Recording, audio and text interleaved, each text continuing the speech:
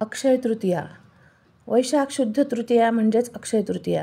जी 3.5 मुहूर्त आपण मानतो त्यातच अक्षय तृतीया हे एक पूर्ण मुहूर्त आहे. हिंदू धर्मातील पवित्र आणि महत्त्वाचा सण म्हणून अक्षय तृतीया मानली जाते.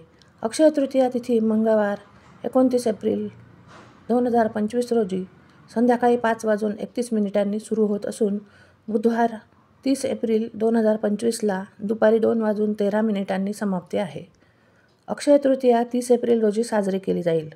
अक्षय म्हणजेच क्षय न होणारे, नाश न पावणारे. या दिवशी अन्नपूर्णा देवी जयंती, बसवेश्वर जयंती, नरनारायण या देवतेची जयंती, परशुराम जयंती म्हणून साजरी केली जाते. या दिवशी महर्षी व्यासांनी महाभारत ग्रंथाची रचना करायला प्रारंभ केला आणि त्यांचे लेखनिक म्हणून श्री गणेशाने काम केले अशी आख्यायिका आहे. या दिवशी दानाचेही अत्यंत महत्त्व आहे. अक्षय तृतीयेच्या दिवशी केलेल्या दानाचेही अधिक पटीने पुण्य मिळत असते. ते चिरकाल टिकणारे असते म्हणून अनेक जण अक्षय तृतीयेस छत्री, पायातल्या वाहना, पाण्यासाठी माठ, रांजण, पंचे, कापड, वस्त्र आदींचे गरजू व्यक्तींना वृद्धाश्रमात गोरगरिबांच्या वस्त्यात जाऊन दान करत असतात.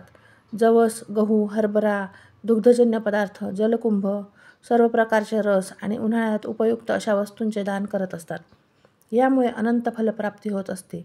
या तिथीला केलेले दान, हवन आणि पितरांना उद्देशून जे कर्म केले जाते ते सर्व अक्षय म्हणजे अविनाशी आहे. ज्याला ज्या प्रमाणात शक्य असेल तेवढे त्यांनी जरूर करावे. सत्पात्री दान करावे अशी भावना आहे. या दिवशी भगवान विष्णू आणि लक्ष्मीची पूजा करतात. विधिवत पूजा केल्यास आपले मनोरथ पूर्ण होतात. या सुमारास उन्हाचे प्रमाण वाढलेले असते. तापमान खूप असते म्हणून अनेक व्यापारी मंडळी, संस्था, काही व्यक्ती रस्त्यावर पाणपोई सुरू करतात. जनावरांच्या पाण्यासाठी हौद, हाळ बांधतात. ज्यापासून पुण्यप्राप्ती होईल ते करतात, कारण ते अक्षय आहे. अक्षय तृतीयेला पितरांचे स्मरण करून श्राद्ध घालण्याची ही प्रथा आहे. या सणाच्या निमित्ताने मनात पितरांची स्मृती जागृत होते. त्यांचे आशीर्वाद घराला मिळतात. या दिवशी पवित्र नद्यांच्या संगमावर किंवा गंगा स्नानाचे महत्त्व आहे. गंगा स्नानाने ती व्यक्ती पवित्र होते, पापमुक्त होते असा समज आहे. अक्षय तृतीया हे नाव पडण्यामागचे कारण मदनरत्न या ग्रंथात श्रीकृष्णाने युधिष्ठिराला सांगितलेले आहे. श्रीकृष्ण म्हणतात, हे युधिष्ठिरा, या तिथीला केलेले दान, हवन क्षयाला जात नाही.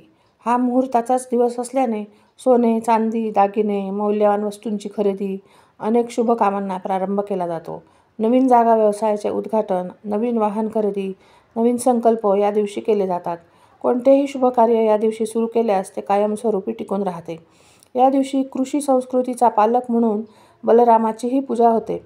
शेतकरी शेतीच्या कामाला सुरुवात करतात. शेतकरी शेतीकामासाठी नवीन सालदाराची नेमणूक करतात.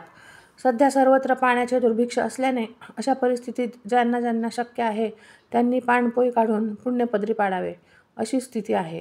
या काळात नामस्मरणालाही तेवढेच महत्त्व आहे. आपल्याला प्रिय असलेल्या देवतेचे होईल तेवढे नामस्मरण करावे. विष्णू सहस्त्रनाम, लक्ष्मीची उपासना करावी. या दिवशी केलेल्या नामस्मरणाने घरातील दोष नाहीसे होतात. आपल्याला आवडत्या देवतेचे नामस्मरण किंवा मंत्रपठण याने पुण्य अखंड टिकून राहते.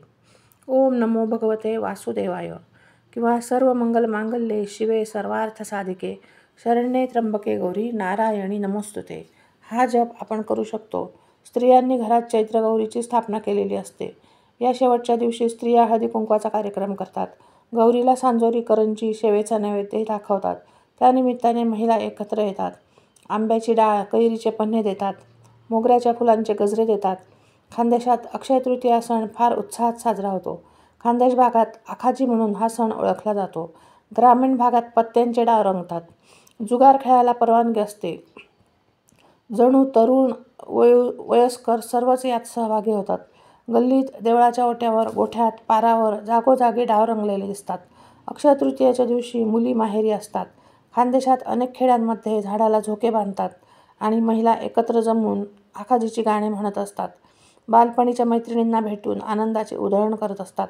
तिथे वयाचा विचार नसतो. अक्षय तृतीयेला भगवान परशुरामाची जयंती असते. भगवान विष्णूचा हा 6वा अवतार आणि अष्टचिरंजीवांपैकी एक चिरंजीव अशी त्यांची महती आहे. त्यांचे पूजन केले जाते. अनेक ठिकाणी परशुरामाची मिरवणूक काढण्यात येते. आपल्या महाराष्ट्रात चिपळूणजवळ भगवान परशुरामाचे मंदिर आहे. या दिवशीचे महत्त्व. आता आपण या दिवशीचे महत्त्व बघू. अक्षय तृतीया या दिवशी पवित्र नदीमध्ये तसेच गंगा स्नानाचे महत्त्व आहे. ब्राह्मणाला भोजन देऊन वस्त्रदान, तांदूळ, मीठ, फळे, छत्री, वाहना दान करण्याचे महत्त्व आहे. 3.5 मुहूर्तांपैकी एक असल्याने या दिवशी सोने चांदी खरेदी, नवे वस्त्र खरेदीचे महत्त्व आहे. वाहन खरेदी करतात. पाण्याने भरलेली गागर वाळा टाकून ब्राह्मणास दान देतात. तसेच या दिवसापासून अनेक लोक पाणपोई सुरू करतात. शुभकार्य संकल्पांची सुरुवात करतात. भगवान परशुराम हे सप्तर्षींपैकी एक, तसेच जामदग्नी ऋषी आणि रेणुका मातेचे पुत्र. अक्षय तृतीयेच्या दिवशी भगवान परशुराम यांची जयंती हिंदू मोठ्या थाटामाटात साजरी करतात. या दिवशी पवित्र गंगा नदीत स्नान केल्याने पापे नष्ट होतात अशी धारणा आहे. अक्षय तृतीयेच्या दिवशी अन्नपूर्णा माता यांचा जयंती दिवस देखील मानला जातो. अन्नपूर्णा मातेची पूजा केली जाते. अन्नपूर्णा मातेच्या पूजनाने स्वयंपाकघरात जेवणाची चव वाढते आणि घरात अन्नाची बरकत राहते, कधीही कमी पडत नाही. या अक्षय तृतीयेच्या दिवशी आपण सर्वजण एक संकल्प करू. देवासमोर एक धान्याचा आणि दुसरा पाण्याने भरलेला असे कलश ठेवू व सुख समृद्धीसाठी अक्षय वरदान मागूया. यावर्षी अक्षय तृतीया बुधवार दिनांक 30 एप्रिल रोजी आहे. आपण सगळे सुख, समृद्धी, आरोग्य यासाठी भगवान विष्णू, अन्नपूर्णा माता आणि लक्ष्मी देवींकडे प्रार्थना करूया. सर्व मंगल मांगल्ये शिवे सर्वार्थ साधिके शरण्ये त्र्यंबके गौरी नारायणी नमोस्तुते. अन्नपूर्णे सदापूर्णे शंकर प्राणवल्लभे ज्ञानवैराग्य सिद्ध्यर्थम भिक्षाम देहि च पार्वती.